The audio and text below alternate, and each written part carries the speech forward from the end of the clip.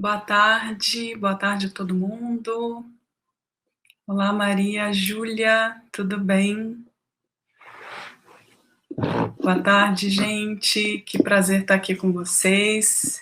Sempre muito bom voltar aqui e participar desse evento lindo com a Dizal. Obrigada, Dizal, pela oportunidade de mais um evento junto com a Troika. Boa tarde, gente. Vão falando aí de onde vocês são. Vladimir de Jundiaí, Ingrid de Recife, a Cailson de Natal. Legal, legal. São Paulo, Búzios, Terra Linda, Curitiba. Bacana, gente. Eu sou Joyce, estou aqui em São Paulo hoje, sou uma carioca criada no interior do Rio, que já morou no Espírito Santo, hoje está em São Paulo. Então, um pouquinho de cada parte aí. É um prazer estar aqui com vocês. Argentina, bacana. Obrigada, Helena. Legal. Muito bom, gente. Vamos chegando, a gente vai conversando um pouquinho, porque as pessoas estão chegando por aí, e a gente vai conversar um pouco hoje sobre ensino híbrido, que é um assunto aí que a gente está precisando bastante de informação, discutir um pouco mais, pensar junto, né, sobre como colocar na prática. Que bacana, Luciana, obrigada, que legal. Legal, gente, é muito bom mesmo. Esses momentos de troca, eu adoro. E a Troika, com certeza. Não sei se vocês conhecem a Troika, que está sempre por aqui também nesses eventos com a Dizal. A gente é uma empresa de consultoria em educação, a gente trabalha com desenvolvimento de professores, gestão, uh, produção de materiais, de cursos, cursos síncronos, cursos assíncronos. Então, a gente tem bastante, assim, a gente faz um pouco de cada coisa, sempre visando a melhorar a educação no nosso país. Se vocês quiserem conhecer um pouco mais do nosso trabalho, é só acessar troika, com K, br.com. E lá tem todas as informações, cursos, eventos. Eu até coloquei aí no início, no topo da página, o nosso grande evento para professores, que vai ser em outubro, que é a Troika Experience, que vai ser um super evento online, uma super conferência com pessoas com muita propriedade para falar sobre educação, sobre ensino de línguas. Então, dê uma conferida lá que vocês vão gostar com certeza. Sim, Marise, que legal, bacana.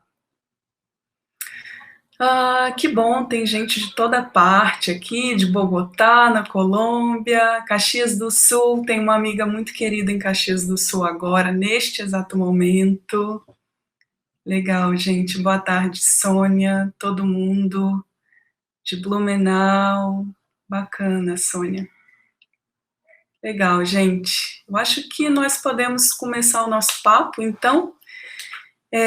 Eu gosto sempre de começar falando que ensino híbrido não é um assunto novo, né? Mas por causa de toda a situação que a gente tem vivido aqui no Brasil e no mundo, né? Ele acabou ficando mais em evidência, né? Com a pandemia, com todas as dificuldades que a pandemia impôs à educação e com tudo mais, né? Então a gente tem aprendido um pouco mais, discutido mais, trazido mais para a pauta o ensino híbrido, e como é importante realmente a gente ter esses momentos de discussão, de troca, né, porque eu vou falar para vocês, assim, eu não sou a especialista em ensino híbrido, eu sou uma estudiosa, né, então eu trago para vocês hoje um pouco da minha vivência com isso, como professora também, como pesquisadora e como formadora de professores também, né? Eu tenho ouvido vários professores sobre isso e tenho estudado um pouco mais para entender mesmo como colocar isso na prática, e eu acredito que E, na verdade, espero que essas informações possam ajudar todos vocês que estão aqui. É verdade, Rosana, eu concordo com você, né? Justamente pelo fato de o ensino híbrido estar em evidência agora, né, muitas dúvidas surgiram. Então, as pessoas pensam, é ensino remoto? Ensino híbrido é o mesmo que ensino remoto? É ensino à distância?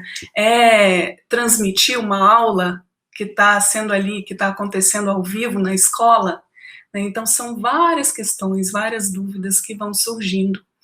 E a minha ideia é que a gente converse um pouco mais sobre isso, e eu acho que é fundamental para a gente começar a conversar a partir do que vocês sabem e entendem sobre esse tema. Então, aí vai um link que eu gostaria que vocês clicassem e entrassem nesse link. Se você quiser, você pode também usar o QR Code aqui na tela, e aí vocês vão aparecer, aliás, vai aparecer para vocês uma tela branquinha, que eu vou até projetar aqui para todo mundo poder ver.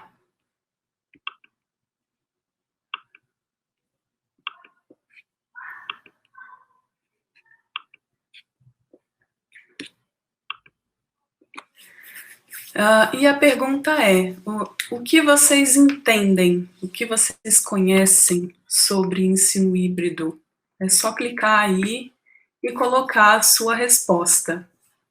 Ensino híbrido é isso, ensino híbrido para mim é X, né? O que vocês entendem sobre isso? E à medida que vocês forem colocando as suas respostas, vocês vão ver esses coraçõezinhos aí, vocês podem então curtir a resposta de outra pessoa, né, com as quais vocês concordam. Então vamos ver algumas respostas aqui que estão surgindo já. Um misto de presencial com a distância. É um ensino com aulas síncronas e assíncronas. É a conjunção de aulas online e presencial. Online e presencial? Alguém perguntou. Ensino híbrido é uma abordagem que utiliza as metodologias ativas. É uma metodologia que combina aprendizagem presencial e remota. Legal. Convergir aula presencial e virtual simultâneas.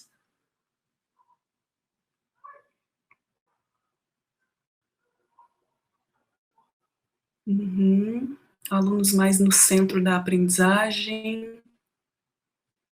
Face-to-face online.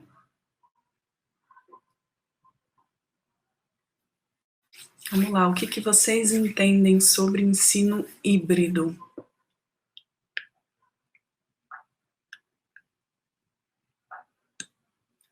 Ei, José, te vi aqui agora. Tudo bem?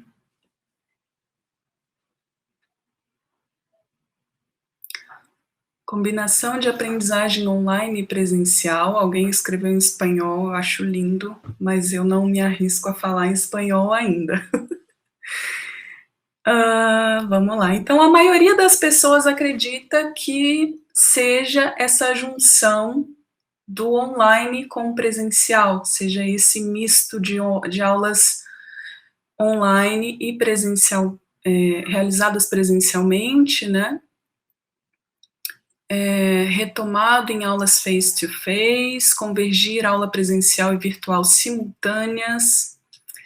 Vamos ver um pouquinho sobre isso. Mix de técnicas à distância. Eu acho ótimas as respostas de vocês, né, porque a gente tem aqui um conjunto do que a gente vai conversar hoje, né? Então, é bem bacana. Deixa eu ver o que a Júlia do Rio de Janeiro diz. Ensino híbrido é uma metodologia que combina a aprendizagem presencial e remota, permitindo que o aluno estude sozinho online ou em sala de aula, interagindo com os colegas e com o professor. Legal, Júlia. É uma metodologia que combina a aprendizagem presencial e remota, é o que temos para o momento. Eu tô rindo, mas não é de tanta felicidade assim. Mas é o que temos para o momento. Face-to-face and online teaching, different tools to provide knowledge to students. O conteúdo é planejado, mas não é fechado. Podemos alterar conforme a necessidade dos alunos. Interessante, Elizabeth, o que você disse.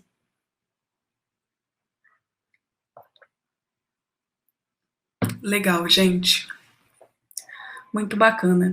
Então, vamos retornar aqui para a gente conversar, então, sobre isso, né?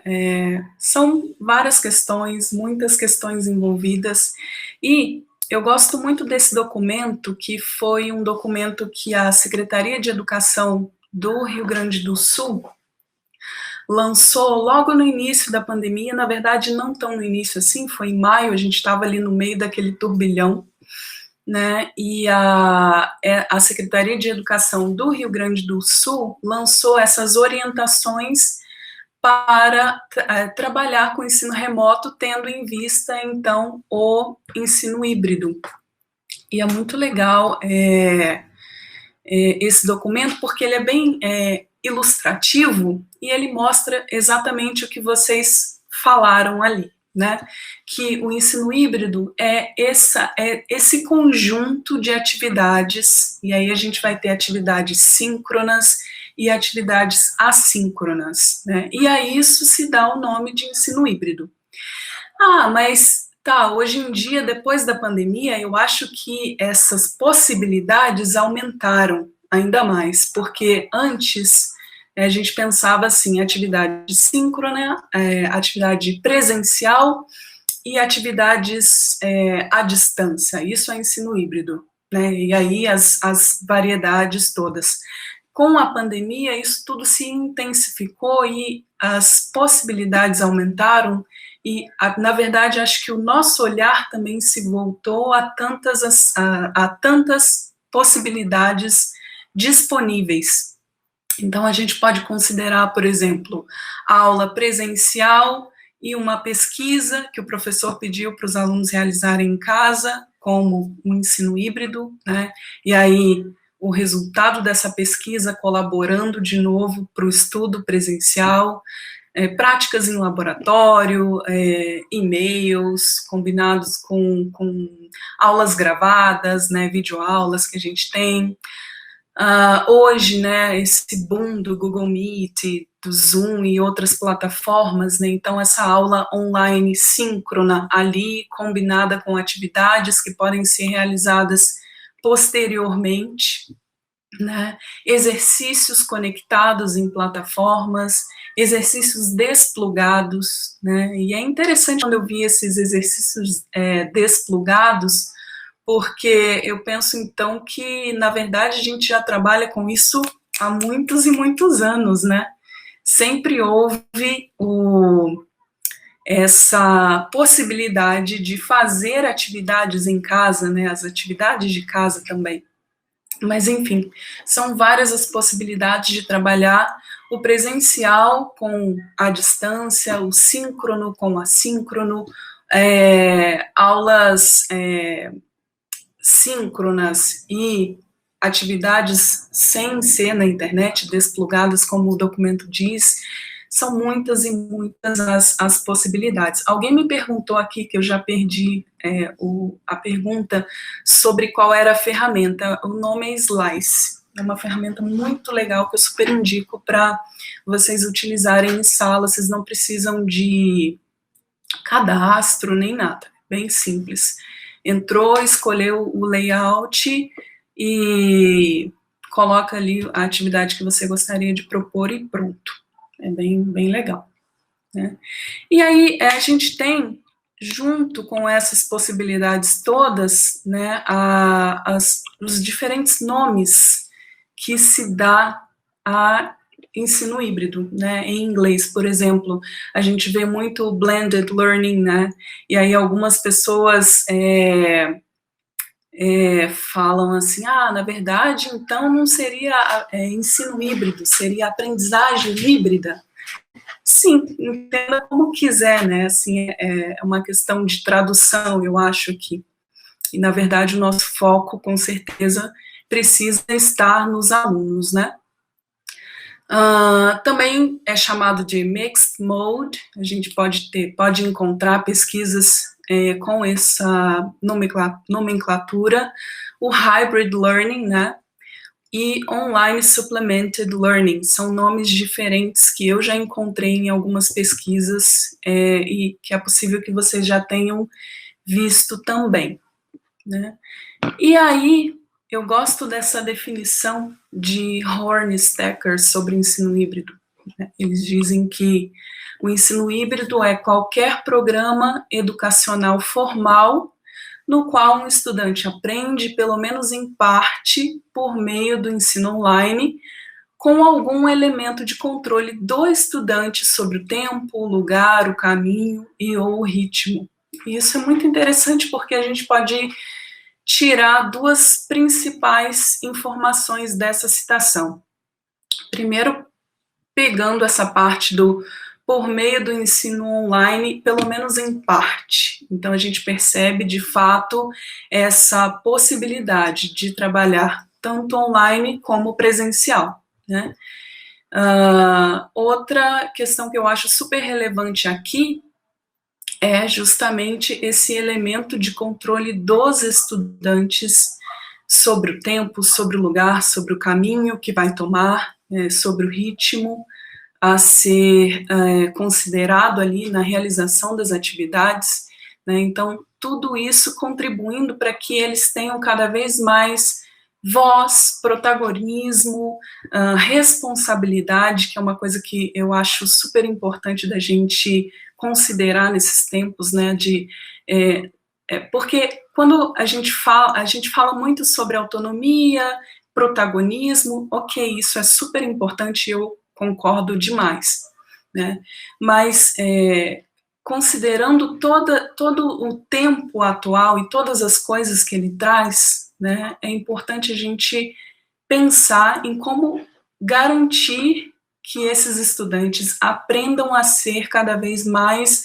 responsáveis pelo seu próprio aprendizado, pelas suas próprias produções, pela maneira como eles estudam, e por aí vai, né? São muitas coisas a serem consideradas de fato. Então, o ensino híbrido é justamente essa maneira de estudar tanto online como presencial, ou à distância, em diversos momentos, no mesmo momento, ou num momento posterior, né, e trazendo cada vez mais responsabilidades para esses estudantes. Então, como alguém disse ali no nosso slice, na minha perguntinha para vocês, é uma grande oportunidade de trabalhar com as metodologias ativas, né? E pensar em metodologias ativas, por quê? Porque elas acabam garantindo, trazendo oportunidades da gente envolver esses estudantes em tarefas que vão exigir um grau de envolvimento cognitivo cada vez maior, né? Então, eles estão ali na escola ou numa sala de aula online, participando ativamente do que se propõe. Eles não apenas ouvem, não apenas internalizam algumas coisas, isso tudo é importante também, mas com isso a gente traz mais oportunidades deles se engajarem nas atividades e desenvolverem projetos, desenvolverem tarefas, resolverem problemas e se engajarem realmente de forma mais ativa, como o próprio nome diz. Então, a ideia é que eles tenham mais desafios, né? Cada vez mais desafios, e que essa aula não comece apenas ali, né? Que ela comece, na verdade, antes do que a gente, antes da gente ligar o botãozinho ali ou entrar numa sala de aula presencial, né? Então a ideia é que, por exemplo, nesse modelo de sala de aula invertida, eles comecem a pesquisar sobre um tema e tragam para reflexão, para discussão, e aí o assunto continue posteriormente. Então, isso vai trazer, com certeza, muita riqueza para esses alunos, para essas alunas, e várias oportunidades deles desenvolverem projetos diversos. Adriana, eu acredito que seja mesmo, principalmente pensando em trabalhar com o ensino híbrido nessas etapas iniciais, que é um desafio bem grande, né? E exatamente isso que a Rosilene falou, né, que eu disse também, né, de colocar esses alunos como protagonistas de sua própria aprendizagem.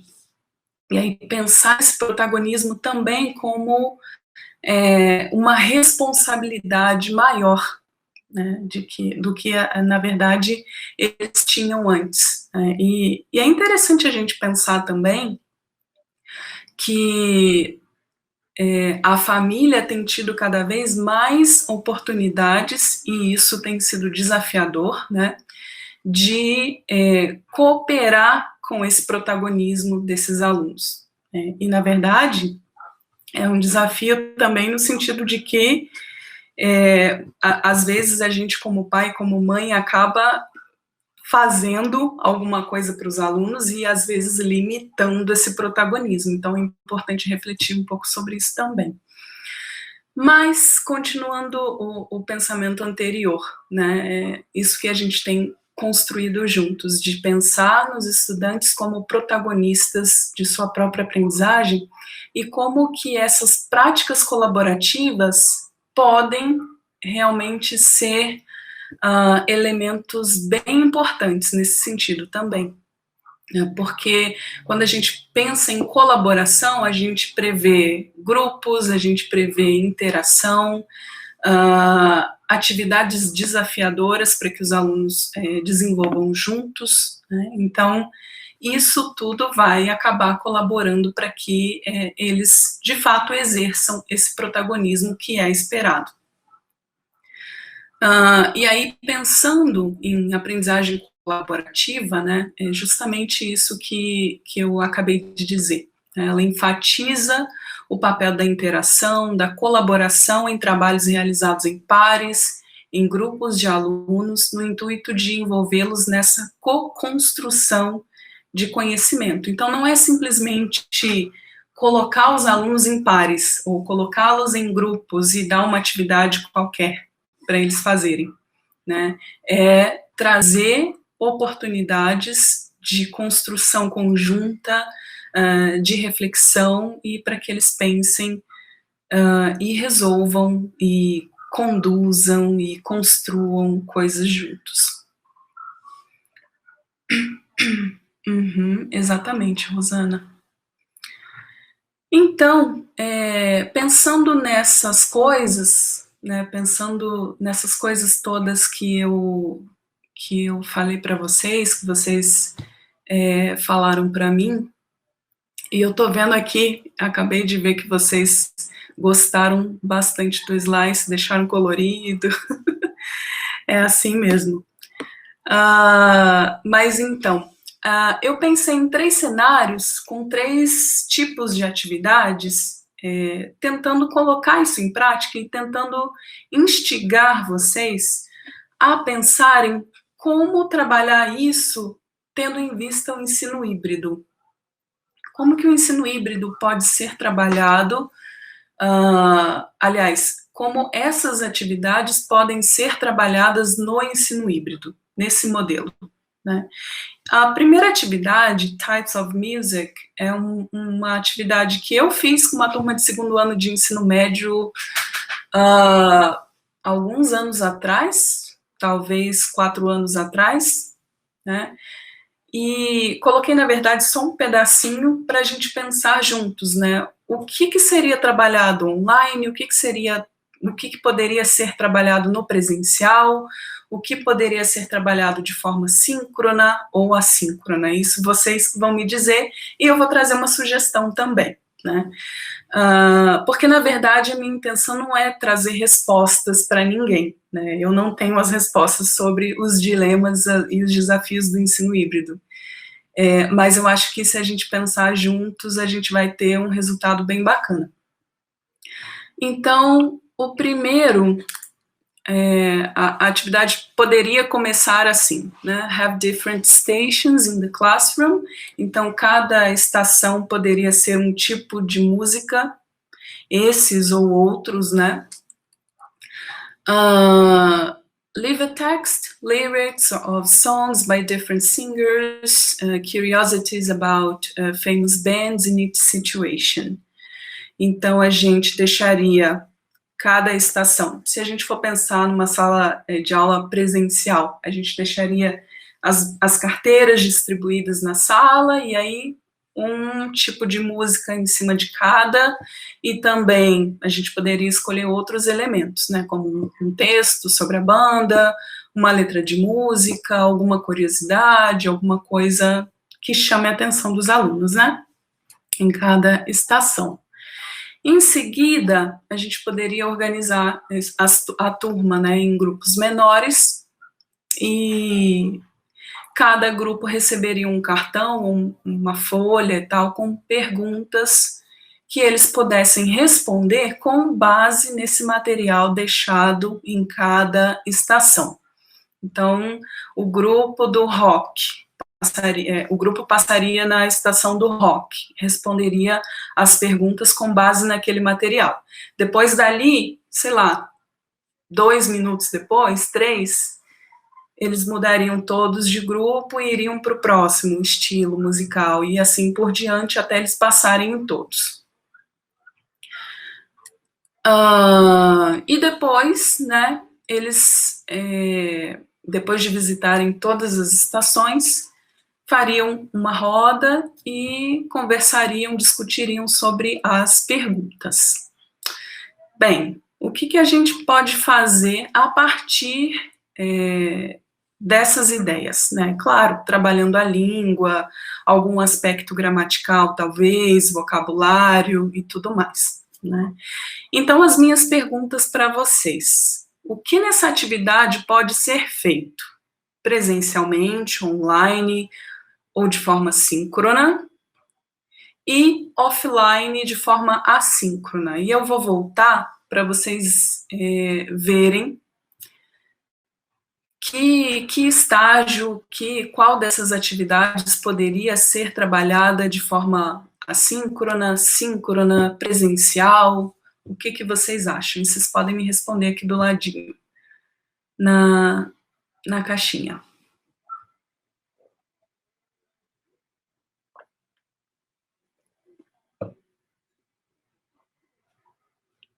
Legal, Marcos, a ideia. O Marcos diz: uma das estações, principalmente as de checagem com questionários e avaliações, pode ser digital. Aproveitamos inteligência de dados para personalizar. Muito chique. O que vocês acham? O que mais que poderia ser feito de forma digital? O que poderia ser feito presencialmente? Como vocês acham que fariam essa atividade? Seja trabalhando com inglês ou com artes, por exemplo. Google Forms. O que seria no Google Forms, Márcia?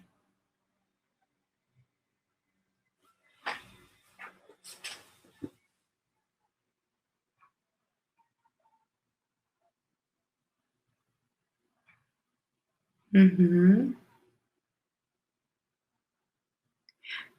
Os questionários poderiam, com certeza, de repente, será que as estações você faria online? Como seria? Presencial também?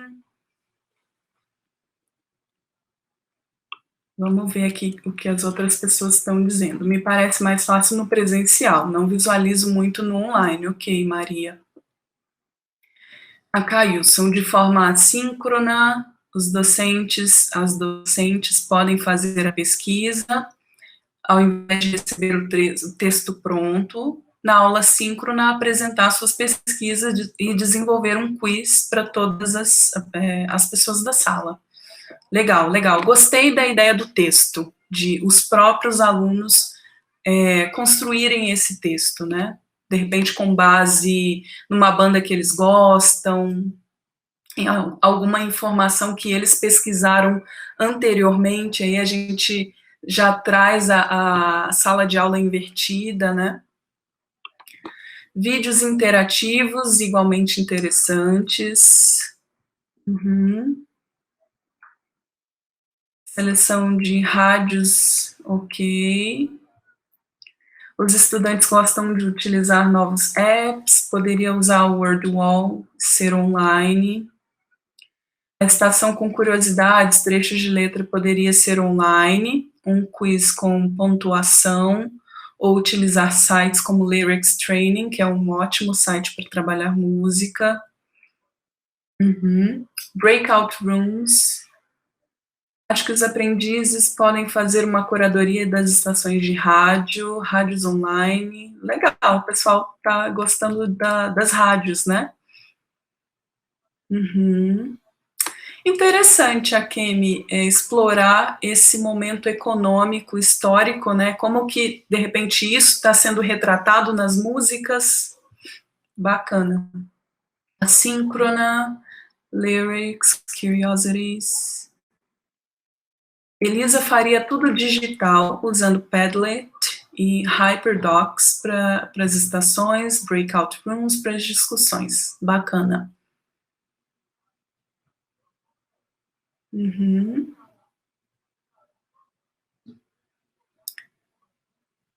Legal. Muitas ideias maravilhosas, né? Então, a gente tem aqui várias possibilidades. Tudo isso pode ser feito presencialmente, na verdade. Quando eu fiz, foi presencialmente, a gente nem sonhava com pandemia, com ensino híbrido assim como é hoje, né? Então, isso e várias outras atividades que vieram após isso foram feitas no presencial. E hoje a gente pode adaptar isso, com certeza, utilizando as diferentes modalidades. Então, a gente pode começar antes, como alguém disse, né, já pesquisando sobre esses estilos musicais, bandas favoritas dos estudantes, informações relevantes sobre esses estilos, né? Na história, por exemplo, como que essas bandas, que esses cantores influenciaram, né, de alguma forma, e aí realizar as atividades, construir um texto, por exemplo, com base nessas informações trazidas, e as estações sendo trabalhadas com base nesses textos. Muito bacana a ideia. Legal. E aí, a ideia que eu trago, por exemplo,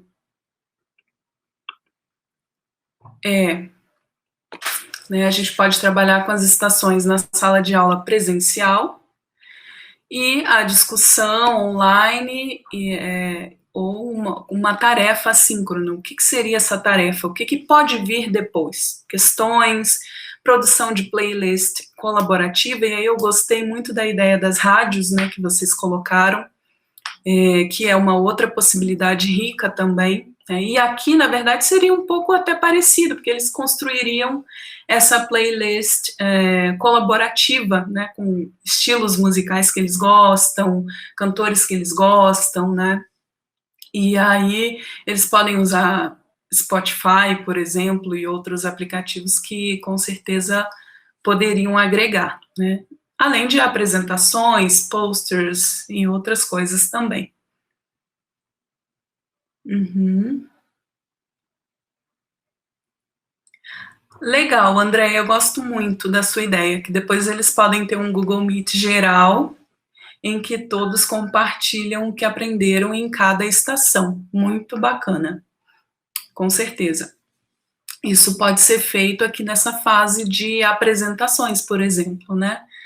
As coisas mais legais que eles aprenderam, as discussões que tiveram, que eles acharam mais interessante, mais surpreendente sobre determinada banda, né?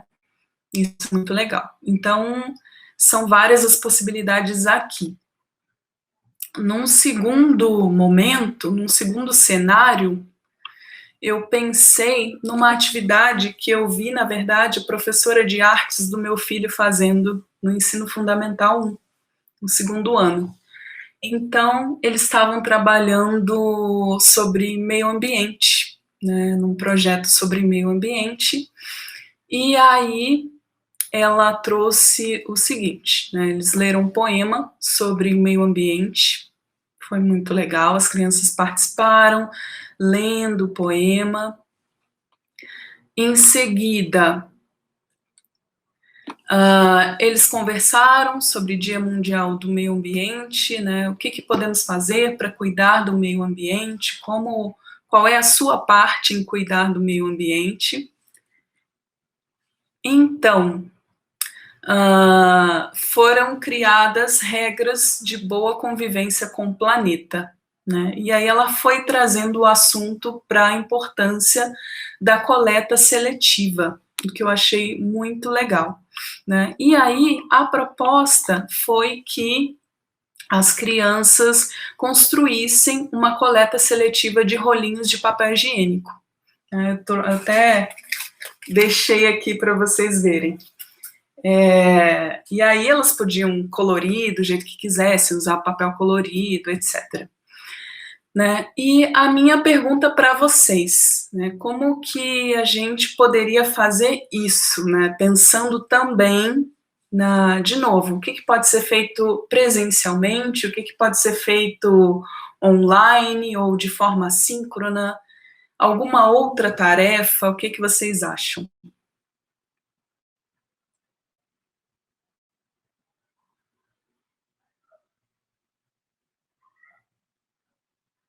Como que a gente poderia desenvolver esse híbrido, né, esse ensino híbrido?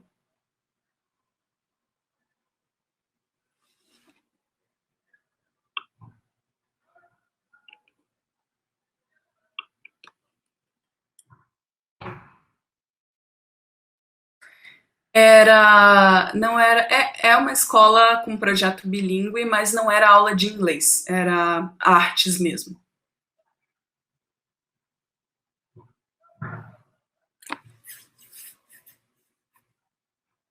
They must mention the 10 top tips to help the planet to survive.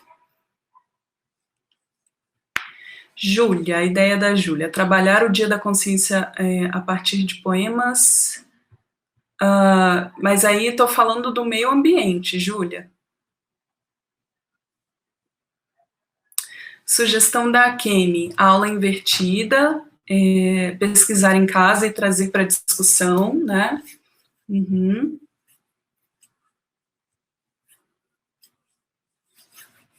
Eles podem pesquisar, né, alguma questão sobre o meio ambiente, né, para ser discutida na aula e iniciar o tópico, ok? Vamos ver aqui mais ideias. Desses quatro steps aqui, o que vocês acham que a gente poderia fazer presencial, online, pensando aí no ensino híbrido? Trabalhar a importância da reciclagem em casa, se já fazem, né? Encontro síncrono, receber as orientações sobre coleta seletiva. Então, isso seria no momento síncrono. Assíncrono, devidamente supervisionado, visitar algum setor na comunidade sugerindo a prática de coleta seletiva. Interessante. Dizer, they have to say what they do. Vai passando muito rápido, eu tenho que voltar. What they do in their families to keep the environment clean. Isso seria online ou offline? Ana Ruth.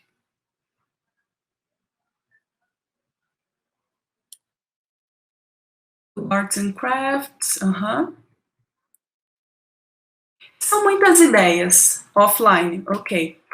São muitas ideias, né, e diferentes coisas que a gente pode pensar aí online e offline, né, síncrono e assíncrono. E aí, onde que está o elemento colaboração nessa atividade? Vou voltar aqui para vocês me dizerem isso, assim. Qual seria a parte colaborativa? Seria tudo? Seria alguma parte mais específica? O que eles criariam de forma colaborativa?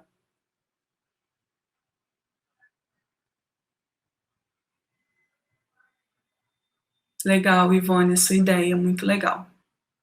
Sobre construir uma HQ em duplas para trabalhar o tema. Então, a criação das 5 regras seria colaborativa, legal.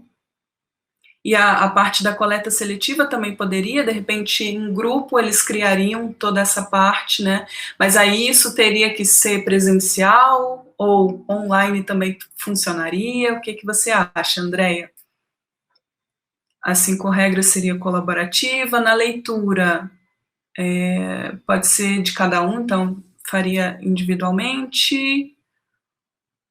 Pensando que a gente tem aqui crianças de 2º ano do ensino fundamental 1, então essa leitura sendo coletiva talvez seja mais apropriado, né? O que não impede também que a criança leia em casa com a família, né? Um painel com as 5 regras escolhidas pelo grupo. The family can help each student to do the homework. Funciona também offline, isso aí.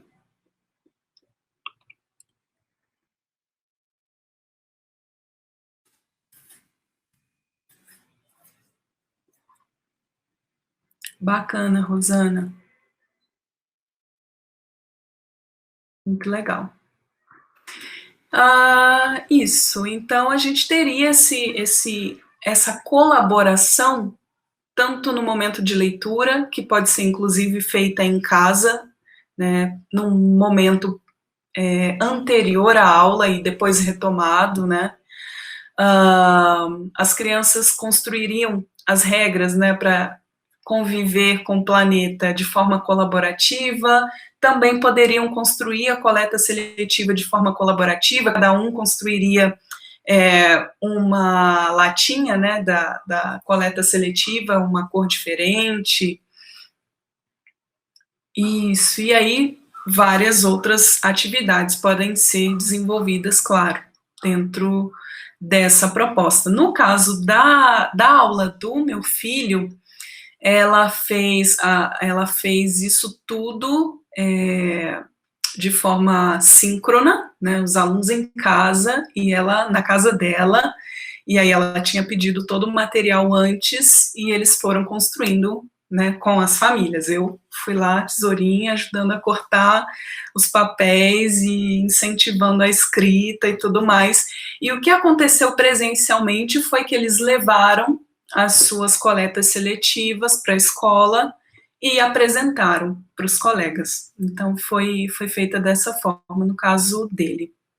Mas vocês trouxeram ideias, assim, incríveis, que com certeza fariam o projeto ficar lindo também, né?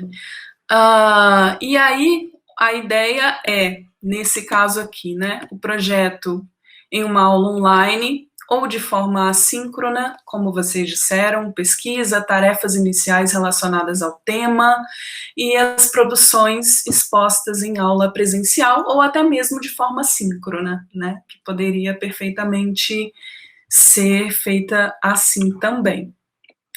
E aí, um outro cenário para a gente ver foi o que eu fiz, um trabalho que eu desenvolvi com os meus alunos de mestrado e doutorado.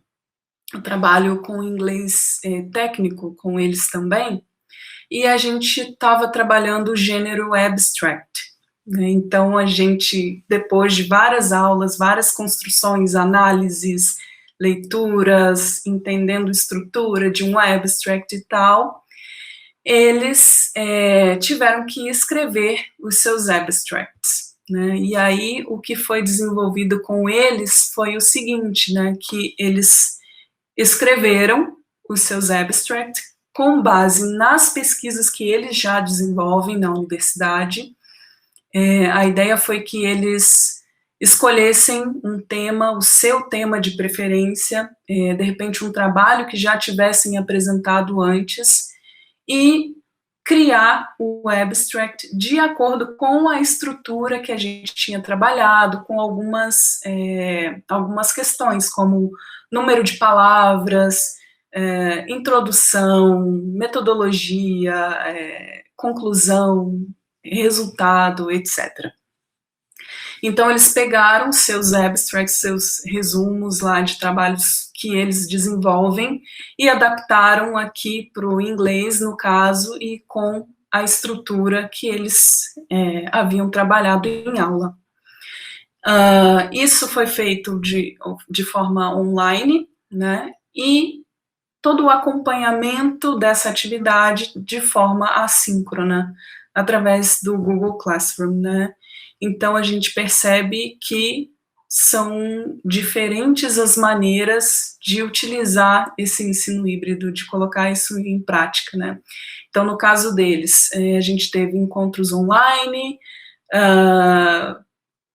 depois, né, para mentorar essas atividades feitas por eles, a gente teve bate-papo individual, né, então quem quis entrou em contato e a gente conversou sobre isso individualmente, cada um recebendo feedback das suas produções escritas, utilizando o Google Classroom, e aí são outras possibilidades também, são Moodle, Zoom e outras ferramentas que a gente tem disponíveis. Então, várias coisas podem ser desenvolvidas, com certeza, né?